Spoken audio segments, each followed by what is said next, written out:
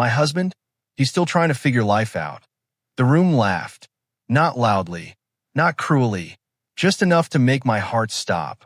I stood near the back of the ballroom with a glass of untouched water in my hand. The lights hanging from the ceiling reflected off crystal decorations, making everything look expensive and perfect. Perfect for everyone except me. Tonight was Olivia's celebration. The company had just announced her promotion to senior marketing director, and every table was filled with applause, champagne, and smiling faces. She belonged in that world. At least, that was what everyone believed, including her. I watched co-workers gather around her one after another. You earned this. We always knew you'd make it. You're amazing. She accepted every compliment with confidence. Her smile looked effortless. Years ago, that smile used to belong only to me. Now it belonged to every stranger in the room. I stayed where I was. That had become my habit, standing quietly, never demanding attention, never reminding anyone who I really was. Olivia glanced toward me once. Only once. Our eyes met for less than a second. Instead of waving me over, she turned back to another conversation. A few people noticed me standing alone. One man wearing a blue suit walked over with an easy smile. I don't think we've met. I returned the smile. I'm Ethan. Before I could say anything else, Olivia stepped beside us. Oh, Ethan. Her voice sounded cheerful, almost rehearsed. The man looked between us. So how do you two know each other? For a brief moment, I thought she would place a hand on my arm. Maybe smile the way she used to. Maybe tell everyone how we build a life together. Instead, she laughed. My husband. The man nodded politely. Oh. Then came the pause. The kind that gives hope. Hope that disappeared with her next words. Just my husband. She shrugged as if explaining something ordinary. He's still trying to figure life out. A few people smiled. Someone chuckled. Nobody knew where to look. The man gave me an awkward grin. I'm sure you'll find your path. I thanked him with a small nod. My voice refused to come out. The conversation moved on without me. Olivia was already introducing someone else. This is Daniel. He's our brilliant vice president. Daniel shook hands with everyone around him. Confident. Relaxed. He looked exactly like the kind of executive magazines love to photograph. He caught my eye. You work here too? I do. What department? Operations. He smiled politely. Tough job. It keeps me busy. I'm glad Olivia has someone supportive at home. Home. The word almost made me laugh. Supportive. I had spent years protecting her dreams. Long nights. Weekend projects. Missed vacations. I never complained, because I believed marriages were built on sacrifice. Maybe I had been the only one building. Another coworker joined the conversation. So, what do you actually do outside work? Before I answered, Olivia lifted her champagne glass. He hasn't really accomplished much yet. More laughter. Soft. Careful. Still sharp enough to cut. He keeps saying he'll do something big one day. She smiled as though telling a harmless joke. But honestly, she looked straight at me.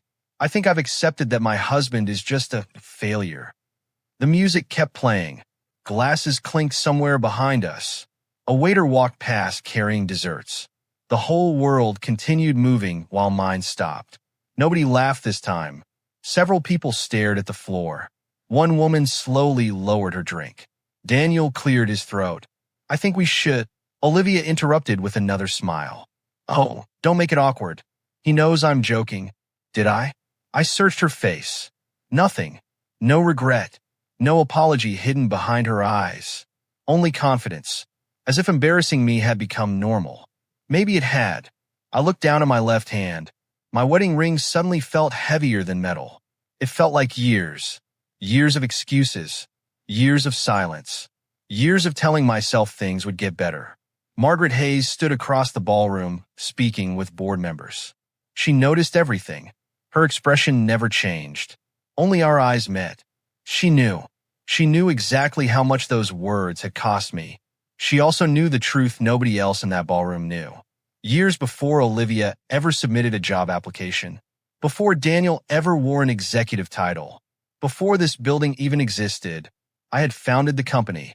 Not alone. My late grandfather had financed the vision, I had built the first business plan with him at our kitchen table. When he passed away, ownership transferred into a family trust. Margaret became chairwoman. I remained the majority owner. Only 5 people knew: Grace, Margaret, our attorney, our auditor, and me. I never wanted employees treating me differently. I wanted respect to be earned. So I started at the bottom. Operations, warehouse visits, late-night reports, coffee stains, real work. People judged me by my effort. Or so I believed. Tonight proved something else. People judged what they could see: titles, money, status. Olivia had spent years wishing I were someone important. She never realized I already was. I could have ended everything with one sentence: I own this company. The ballroom would have frozen. Daniel would have lost his smile. Every person who laughed would have apologized. Olivia, I didn't even know what she would have done. But I couldn't. Not like this. Not to win an argument. Truth should never become revenge. Without another word, I walked toward the exit. Nobody stopped me. Outside, cool air hit my face. The city lights blurred together. I hadn't noticed my hands were shaking until I tried unlocking the car. The drive home felt longer than usual. The radio stayed off. Traffic lights changed from red to green, while memories passed through my mind. Our first apartment, cheap furniture, shared dreams, late-night pizza. She once held my face and whispered, "We'll always be on the same team." Somewhere along the road, she had started keeping score instead. When I opened the front door, the house greeted me with silence. No television, no music, only the ticking clock in the hallway. I walked into our bedroom. Something on the nightstand caught my attention immediately. Our wedding photograph. Face down. I slowly picked it up. The frame had no dust. This wasn't an accident. Someone had turned it over. Someone didn't want to see it. My stomach twisted. I placed the photo back exactly where I found it. Then Olivia's phone buzzed on the charger. The screen lit up. My message from that morning still sat unopened. Happy anniversary. Dinner's waiting. I miss you. Love you. Unread. 14 hours. I smiled to myself. Not because it was funny, because sometimes pain becomes too heavy for tears. I slipped off my jacket and sat on the edge of the bed. The wedding ring pressed against my finger. I turned it slowly. It had never felt this tight before. Maybe the ring hadn't changed. Maybe I had. The bedroom door remained open. The empty hallway stretched ahead like a road leading somewhere I had been afraid to walk. My phone vibrated. Grace. I answered. Her voice stayed calm. The board meeting has been moved to Monday. I closed my eyes. I know. Another pause. They're expecting the owner. The room became very still. For years, I had hidden behind silence. Protected people who never protected me. Protected love that no longer looked like love. My fingers tightened around the phone. For the first time in years, I considered showing up. The next morning, Olivia walked out of the house before sunrise. She never mentioned the anniversary. She never mentioned the company party. She never mentioned calling me a failure in front of an entire ballroom. The front door closed with the same gentle click it always made. Strange. A sound so soft could still end something. I stayed at the kitchen table long after her car disappeared. My coffee had gone cold. The chair across from me was empty. It reminded me that an empty chair hurts less than sitting across from someone who no longer sees you. My phone buzzed. Grace, are you at home? For now. I'll be there in 20 minutes. She arrived carrying cardboard boxes instead of flowers or comforting words. She stepped inside, looked around the house, then looked at me. You've already decided. I nodded once. I'm leaving. Good. Her answer surprised me. No hesitation. No speech about saving my marriage. She walked into the bedroom and opened the closet. Half of it belonged to Olivia. The other half held my shirts, jackets, and old memories. Grace reached for a suitcase. I'll fold. You choose what matters.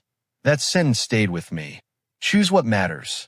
For years, I had chosen everyone except myself. As I packed clothes, old moments fell out with them. Movie tickets, a birthday card, a beach photo tucked inside a sweater pocket. Grace picked it up. You still kept this? I forgot it was there. She studied the picture. The two of us were laughing at the ocean. No expensive clothes. No company titles. Just two people who believed happiness was simple. Grace slipped the photo back into my hand. Keep the memory. She closed the suitcase. Leave the pain. I smiled. But only for a second. You always make things sound easy. They're not easy. She zipped the suitcase shut. They're necessary. An hour later, the bedroom looked different. The closet held only Olivia's clothes. The shelves where my shoes once sat were empty. My side of the dresser had disappeared. It looked less like I was moving out, more like I had never lived there. Before leaving, I picked up my phone and opened the shared family calendar. Anniversary dinner, weekend trip, movie night, dinner with her parents. Every reminder belonged to a future that no longer existed. One by one, delete, delete, delete. The screen asked the same question every time. Are you sure? Each tap became easier. By the final reminder, I stopped hesitating. Grace watched quietly. No regrets. I slipped the phone into my pocket. Only one. What is it? I stayed too long. Neither of us spoke after that. Some answers don't need another sentence. The company guest apartment sat only 10 minutes from headquarters. Few employees ever used it. Almost nobody knew it belonged to the executive office. Fewer still knew it ultimately belonged to me. The building manager smiled as I walked in.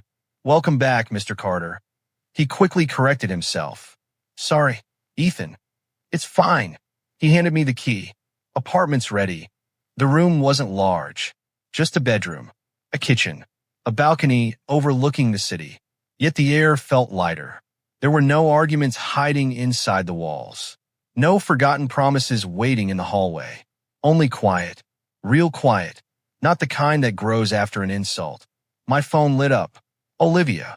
A message. Running late tonight. Big presentation tomorrow. Don't wait up. Nothing about the anniversary. Nothing about yesterday.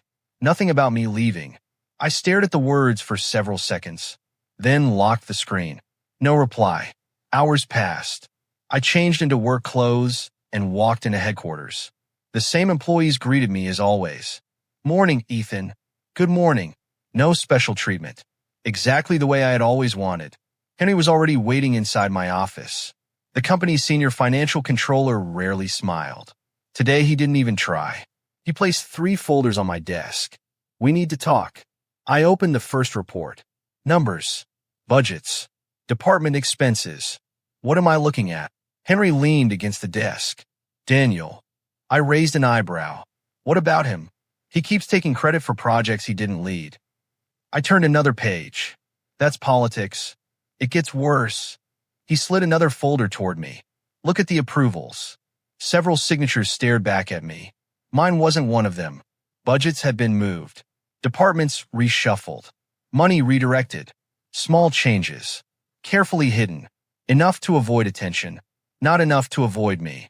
Henry folded his arms. Someone's been protecting him. I know. Your silence has given dishonest people room to grow. Those words landed harder than I expected.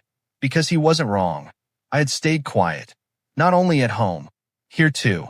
Believing people would eventually do the right thing. Believing character always won. Reality worked differently. Good people stayed silent. Confident people took the stage. I closed the folder. Who else knows? Grace. My sister entered almost on cue. She carried a tablet and another stack of documents. There's more.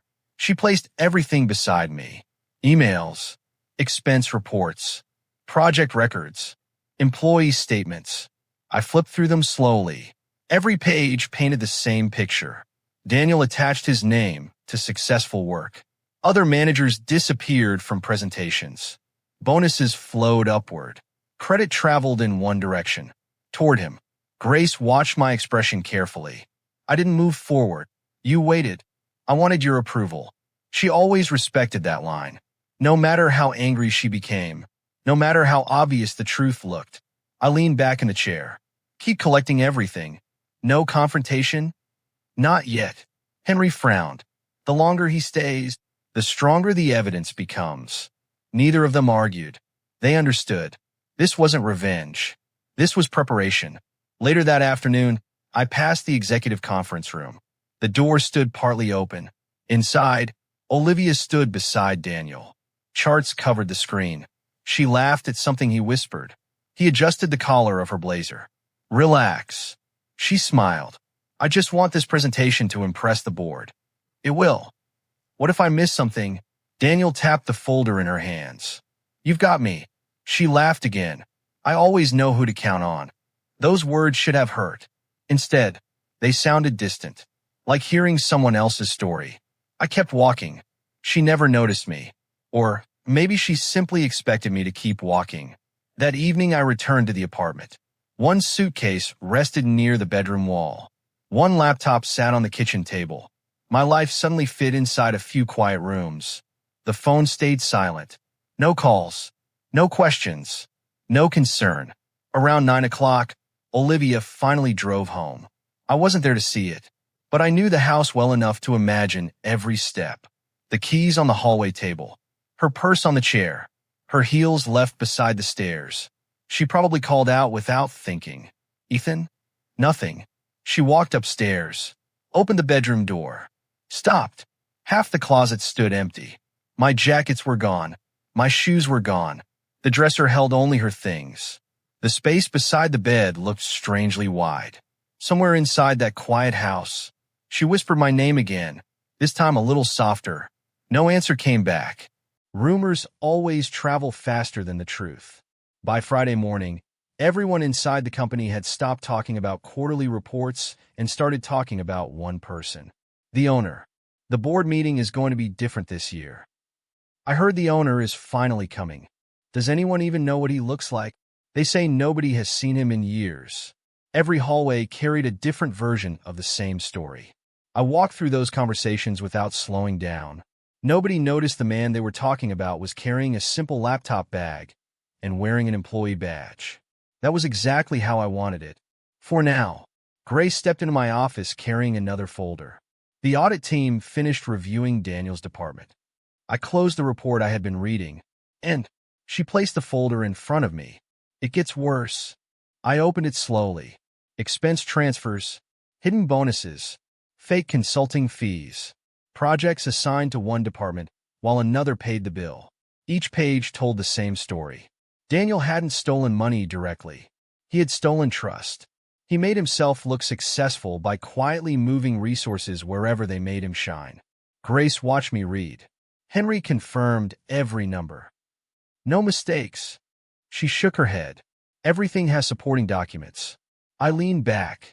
So he's been building his reputation with someone else's work and counting on nobody asking questions. I closed the folder. People usually stop asking when someone keeps winning. Grace gave a small smile. Not this time. Outside my office, the company moved as if nothing had changed. Phones rang. Meetings started. Coffee machines hummed. Only a handful of people knew a storm was already moving through the building. That afternoon, I passed the executive floor. Daniel stood outside the conference room, speaking with several department heads. His smile still looked confident. His hands moved naturally as he explained next week's board presentation. Anyone watching him would believe he owned the future. I noticed something different, though. His eyes kept drifting toward Henry's office. Only for a second, then back again. Confidence mixed with worry creates a very different expression. He already sensed something was changing. Olivia walked out of the conference room, carrying a stack of presentation boards. She nearly bumped into me. Oh. Her voice sounded almost surprised. Ethan. I stopped. You've been hard to reach. I've been busy. She shifted the folders in her arms. You left home. I did. You didn't even tell me. You noticed. The words hung between us. Not angry. Not cold. Simply true. She lowered her eyes for a moment. I came home and she never finished. Because she already knew. The empty closet had spoken louder than any argument. I've called several times. I know. You never answered. I didn't. A few employees walked past us. The conversation paused until they disappeared around the corner. Olivia brushed a loose strand of hair behind her ear. We should talk. About what? Our marriage. The words sounded strange now, like something from another lifetime. You've been too busy for that conversation. It's not like that. Then tell me what it's like. She opened her mouth. Nothing came out. The silence lasted only a few seconds. Long enough. I have another meeting. She hugged the folders against her chest. Can we have dinner tonight? I already have plans. She nodded slowly. Maybe tomorrow. We'll see. I walked away before she could ask another question. This time she was the one standing still in the hallway. My phone stayed quiet for nearly an hour. Then it vibrated. Olivia. I watched it ring. Stopped. Another call. Stopped. A message appeared. Can you please answer me? Another one. I'm worried. I locked the screen without replying. The strange thing wasn't ignoring the messages. The strange thing was realizing how familiar this feeling had become. For years, I had waited for replies that never came. Now the silence belonged to someone else. Saturday afternoon found me at the little cafe near the river. The owner greeted me with a wide smile. Ethan. He came around the counter and shook my hand. Long time. I've been hiding in work. You used to come every weekend. I know. He laughed. And someone always ordered the blueberry pie. I smiled. That part hasn't changed. Noah arrived a few minutes later, carrying 2 paper bags. I brought sandwiches. You still don't trust cafe food? I trust free food more. We laughed together. A simple laugh. The kind that doesn't ask anything from you. For an hour we talked about everything except my marriage, travel, books, his terrible golf game, my old habit of forgetting birthdays. Life felt strangely normal. Then Noah looked toward the window. I think someone knows your schedule. I turned. Olivia stood outside. She hadn't seen me yet. She looked through the glass, searching the room. Her eyes finally found mine. She froze. Not because I was there, because I was smiling. She slowly stepped inside. The bell above the door rang softly. Ethan. Noah stood. I'll give you two some space. You don't have to. He picked up his coffee. I actually do. He squeezed my shoulder before leaving. Olivia sat across from me. A fresh cup of coffee rested in front of the empty chair Noah had just left. Neither of us touched it. I've been looking everywhere. I'm not hiding. Then why won't you talk to me? I spent years talking. Her fingers wrapped around the warm coffee cup. I didn't realize. No. I glanced toward the window. You didn't. She breathed out slowly. I know things haven't been perfect. They haven't been close. I've been under pressure. So have I. She stared at me as though trying to solve a puzzle. I don't understand you anymore. A quiet smile crossed my face. I don't think you ever did. Those words landed harder than I expected. She looked down at her left hand. Her wedding ring caught the afternoon light. Slowly, almost without thinking, she slipped it off. She held it between her fingers. Turned it once, twice. Her eyes stayed on the small circle of gold. Then after a long pause, she placed it back on. I don't want to lose this. I stood. Take care of your coffee. It'll get cold. I picked up my jacket. It already has. She watched me leave. The untouched cup remained between us. By Monday morning, the company parking lot filled earlier than usual. Employees gathered in small groups. Everyone wanted to witness the mysterious owner arriving. Black suits, polished shoes, nervous smiles. Grace stood near the entrance speaking quietly with Henry. Both noticed my car as it rolled through the gate. A black sedan stopped in front of headquarters. The driver stepped out first, then opened the rear door. I adjusted my jacket before stepping onto the pavement. The morning air felt cool. The building I had built stood before me. One employee noticed me, then another. Conversations stopped. People straightened their backs without understanding why. One by one, employees began standing aside. A clear path opened toward the entrance. At the top of the steps, Olivia turned toward the growing silence. Her eyes found me. The color drained from her face. She didn't move. She couldn't. The doors to the boardroom opened. Every conversation stopped before I crossed the threshold. 20 pairs of eyes turned toward me. Board members, department heads, senior executives. Olivia stood near the far side of the table, still holding the presentation folder she had prepared all weekend. Daniel wore the same confident smile he always carried. At least for one more minute. Margaret Hayes rose from her chair. She didn't rush. She didn't raise her voice. She simply waited until every person in the room gave her their full attention. Thank you for coming. Her eyes moved around the room before resting on me. As many of you know, our founder has chosen to remain anonymous since this company was established. A ripple of quiet whispers spread across the table. The board has respected that decision for many years. She stepped aside. Today, that changes. Her hand lifted toward me. I would like to welcome our founder and majority owner. A brief pause. Mr. Ethan Carter. No applause came. Only silence. Real silence.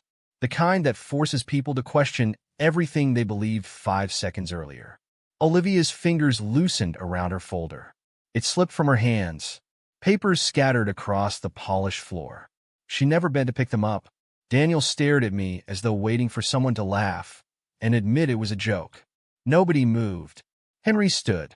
Good morning, Mr. Carter. His calm greeting broke the frozen moment.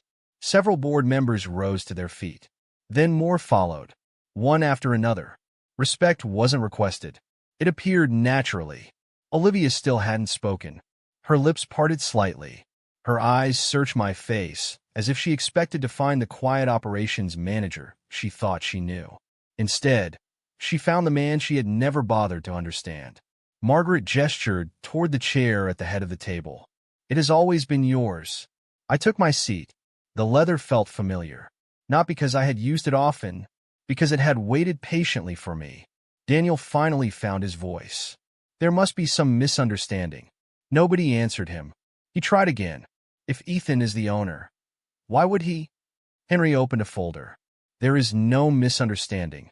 Grace connected her tablet to the large screen behind us. The company logo disappeared. A financial report replaced it. Today's meeting has 2 purposes. She clicked to the next page. The first concerns financial accountability. Daniel shifted in his chair. I don't understand why we're discussing accounting before strategic planning. Grace ignored the interruption. Colored charts filled the screen. Budget transfers. Expense records. Project approvals. Every line connected to one department. Daniel's. Henry slid copies across the table. Please review page 12. Paper rustled around the room. No one smiled anymore. One board member adjusted his glasses. Another leaned closer to the documents. Grace continued calmly. Over the last 3 years, executive funds were repeatedly redirected to projects carrying Mr. Brooks' name. Another click. Emails appeared. These messages instructed department managers to remove original project leaders from presentations. Daniel leaned forward. Those emails don't prove. Henry placed another document in front of him. They prove enough. The color left Daniel's face. His signature appeared at the bottom. Again, and again, and again. Margaret folded her hands. Do you deny approving these transactions? Daniel swallowed. The company benefited. That wasn't the question. I only adjusted resources. You claimed the work as your own. His shoulders sank. No explanation came this time, because there wasn't one. One director closed the folder with a firm snap. This is unacceptable. Another nodded. The evidence is overwhelming. Margaret reached for a prepared envelope. She removed several papers.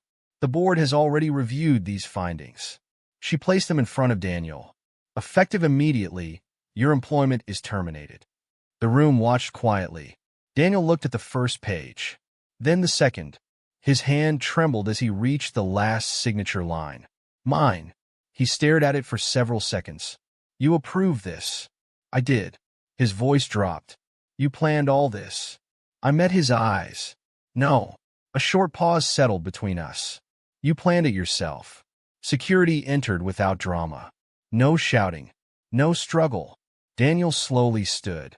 He looked around the room, searching for someone willing to defend him. Nobody did. His polished confidence had disappeared before he reached the door. The room felt larger after he left. Olivia still hadn't moved. She looked smaller than I had ever seen her. Not because she had lost her promotion, because she had lost certainty. She took one careful step toward me. Ethan. Her voice almost disappeared before reaching the table. I didn't know. I know. Tears gathered in her eyes. If I had known, I gently shook my head. That's exactly the problem. She frowned. I don't understand. My bank account was never the test. The words came quietly. Nobody interrupted. Respect shouldn't appear after discovering someone's title. Her hands tightened together. I loved you. I nodded once. I believe you loved the man you hoped I would become. Another pause. But not the man standing beside you every day. Her breathing became uneven. I was under pressure. So was I. You never told me. I wanted you to see me. My voice stayed steady. Not my position. Not my company. Not my name. Just me. She lowered her eyes. Memory after memory seemed to pass across her face. The anniversary dinner. The empty closet. The unanswered calls. The ballroom. The word. Failure. I thought you lacked ambition. I worked beside hundreds of employees every week. You deserved more. A faint smile crossed my face. I gave you respect. It should have been enough. Nobody in the room spoke. Even the air conditioning seemed quieter. I reached toward my left hand. My wedding ring caught the light. Slowly, I removed it. The gold rested in my palm. Small, simple, heavy. I looked at it for a long moment before placing it gently on the polished table. The soft sound echoed farther than I expected. Olivia covered her mouth. A tear finally escaped. Across the room, maintenance staff finished removing a large protective cloth from the wall. It had covered an old portrait during renovation work. The fabric slipped away. My grandfather's painted smile looked down over the boardroom. Beside him stood a younger version of me in the original founder's photograph. Several executives turned toward it. Some had walked past that covered frame for months without asking what waited underneath. Truth often hides in plain sight. People only notice it when someone finally uncovers it. Margaret stood once more. Today's meeting is concluded.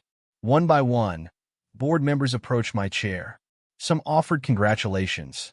Others apologized for never recognizing me. I thanked each of them politely.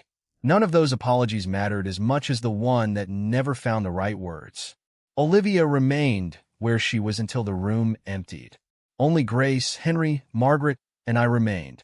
Grace gathered the reports quietly. Henry collected the signed termination papers. Neither interrupted. They understood this wasn't a business meeting anymore. It was the end of something much older. I slipped the wedding ring into my pocket, then walked toward the exit. The afternoon sun felt warm after hours inside the boardroom. My steps stayed steady across the front entrance. Behind me came hurried footsteps. Ethan. I stopped but didn't turn around immediately. She reached me, breathing hard. Tears blurred her eyes. I don't want your company. Her voice cracked. I just want my husband back. The wind carried the words away. I stood there for a moment. Then I kept walking. 3 weeks changed the company. They changed me even more. The emergency board meeting became the turning point everyone remembered. New financial controls were introduced. Departments started working together again instead of competing for attention. Managers who had stayed silent finally spoke with confidence. The office no longer felt like a stage where people fought for credit. It felt like a place where work mattered again. Henry stopped by my office one morning carrying a thin folder. It became official today. I looked up from the reports on my desk. Daniel? He nodded. The authorities accepted every document. He placed the folder beside my coffee. The investigation has begun. I closed it without opening the pages. There was nothing left for me to prove. Justice had already started doing its own work. Henry smiled for the first time in weeks. You built this company. He looked through the glass wall toward the busy office outside. Now you finally get to lead it. I don't want people following my title. They're not. His smile grew a little wider. They're following your example. After he left, I stood by the window. Employees laughed while carrying boxes to another department. Someone held the elevator because another coworker was running late. Small moments, simple moments. They reminded me why I started this company years ago. Respect was always supposed to be part of the business, not just profit. Grace walked in just before lunch. You have one more thing to sign. She placed an envelope on my desk. I recognized the handwriting before opening it. Olivia. Inside was a resignation letter. Short, neat, no excuses. Only one sentence at the bottom stood apart from the rest. I don't deserve to stay where I forgot how to respect people. I folded the letter carefully. Grace watched my expression. How do you feel? I thought about the answer longer than expected. Peaceful. No anger. I already carried enough of that. She nodded. I think she'd like to see you once. I stayed quiet. Grace reached the door before speaking again. Only if you're ready. The meeting happened 2 days later. Not at the office. Not at the old house. We chose the small park where we once spent entire afternoons talking about the future.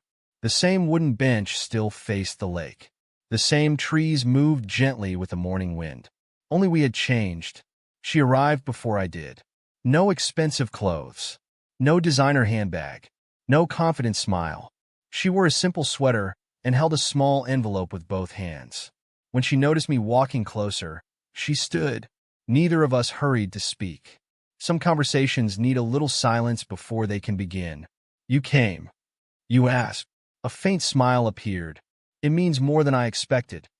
I sat on one end of the bench. She remained standing for another moment before slowly sitting beside me. Not too close. Not too far. The distance felt honest. I resigned. I know. I should have done it sooner. I listened without interrupting. She looked out across the lake. I spent years chasing promotions. Her voice stayed calm. I thought success would make me happy.